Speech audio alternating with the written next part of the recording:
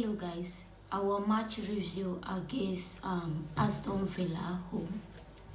I will actually say that yesterday was not of best performance, and that is the fact.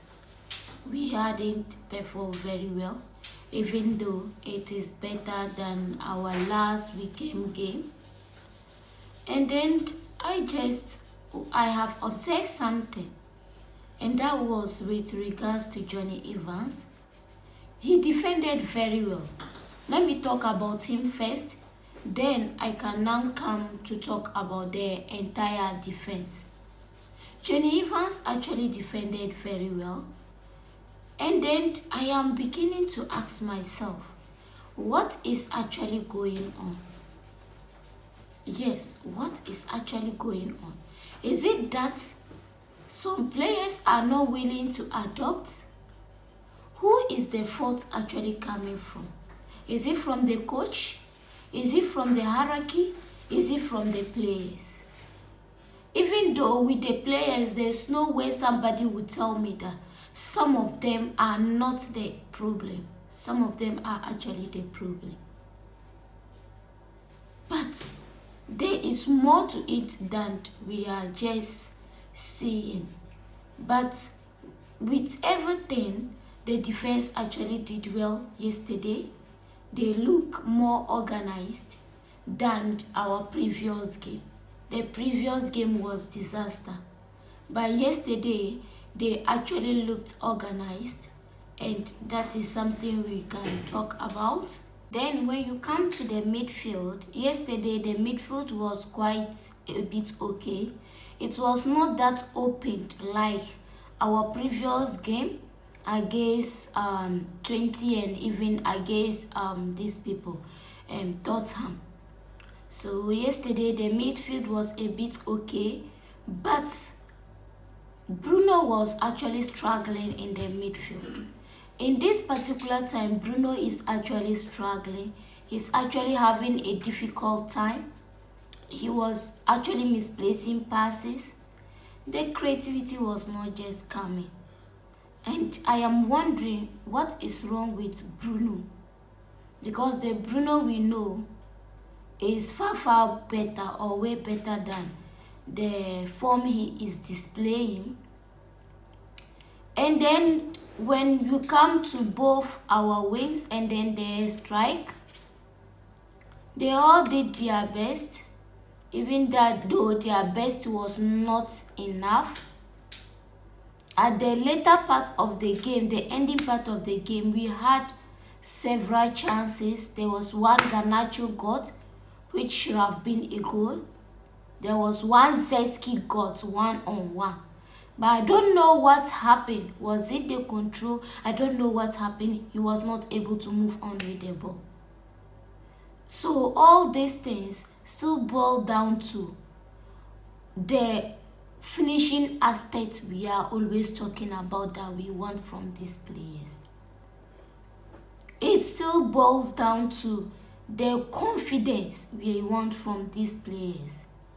It still boils down to the resilience we want from these players. What are these players doing to make sure that we get the best results that we are looking for? What is the coach himself doing to make sure that we get the best results we are looking for? Same as the hierarchy. And then one will be wondering, why would Manchester United spend money on midfielders like Ugarte, only for him to come and be on the bench, Delays only for them to come and be on the bench? I will actually say that we should not question that even if you spend millions on a player and yet the player comes and the player is not adopting, it is not compulsory that you should start that player when you know that the player has not still adopted into your system. If you continue to force the player in, you either cause some kind of pressure on the player. That is one. Another thing is that you will continue to lose games. I am not saying Ugarte is bad, Delete is bad, or whoever didn't start is bad. But if the coach actually realized that they are still struggling a little bit to adopt, he has to help them in order not to put pressure on them. So I see a lot of people saying, why will you spend this kind of money on players and yet you put them on the bench? If you are somebody who understands football, you should not also forget that they are coming from a different league. And then the leagues are totally different. The kind of pressure in Premier League is not same as either Bundesliga, as League One, Serie A and the rest. The kind of pressure in Premier League is excessive, is different from the other leagues. So you don't expect a player to come from those leagues and find it easy to adopt. Some find it easy to adopt, but some will definitely struggle for some time. And if the player is actually still struggling to find their feet, I don't actually think or recommend that that player should be given the whole tax. The player has to earn it in as much as is the coach or is the management that went in for the player. But we Manchester United fans are also failing to realize that we are not where we used to be. So we should also try as much as possible to calm down with our pressure. The Manchester United that you know is not same Manchester United again. A lot of things has deteriorated and it will take us a while to get back to where we are, where we were. So we also need a bit patience. But there's one particular thing that Erik ten Hag did. I was very happy. And he has to continue with that in order for him to actually get a way out. He benched Martinez. And I was pleased with that because our several games, Martinez was terrible. Against Tottenham, against Porto, leave the defense very open, easy for our opponent to pass through. And that is what Erik ten Hag should be doing. No player is above the bench.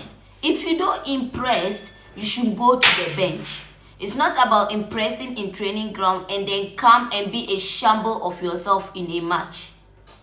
And if he does that 1 or 2 times, people will begin to fight for their position.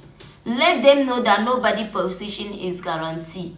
Not that this player will put up a bad performance, then the next game that player is starting. No.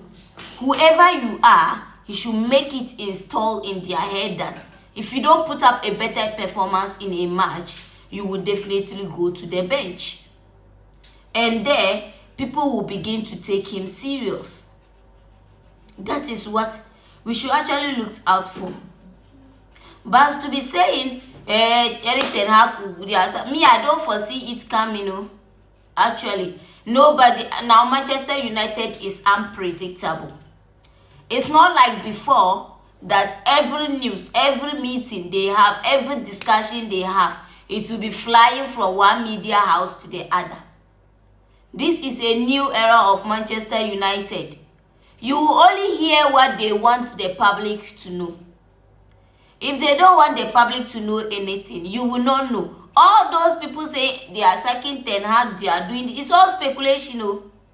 You cannot get any concrete news from Manchester United, from their hierarchy to the down. Even it may shock you to know that even the players themselves may not know the fate of their coach. That is Manchester now. It's not like before, players can give out information, the hierarchy give out information, everywhere news is flying up and down. All what people are saying is just instigating and also trying to get a news out of it, trying to push them to hear what they will actually say. And even as to whether they are sacking ten Hag or not, you cannot push this new board to say what they don't want to say. They will only come out and speak when they think that it is right. or when they think that it is time for them to speak. You cannot force them to get news out of them. And you have to use Jim even as an example. During our FA Cup final, when they asked him, he didn't mind and he walked away. Just recently, when they asked him about the fate of Erik ten Hag, he said his fate does not depend on him. There are some people employed to do that task. Whereas he's also a part owner of Manchester United. So that is to tell you that these people actually know what they are doing, and you cannot force them to get a news out of them. So as to whether Erik ten Hag will go or not, you cannot get it from any source unless Manchester United official from them. They Manchester United. And that time it will become a news on every platform. But all the other platforms like Sky and the rest, they are all making speculation. They don't have any concrete source stating that Ten Hag will actually go or stay. We are all waiting. We don't know his fate. Without it being said, we are waiting. And actually, I would like to end my video here. And please, if you have still not subscribed to my YouTube channel, United Extra, please do well and subscribe. And thank you so much for always liking, commenting, and sharing my videos. And then see you in my next video. Bye for now.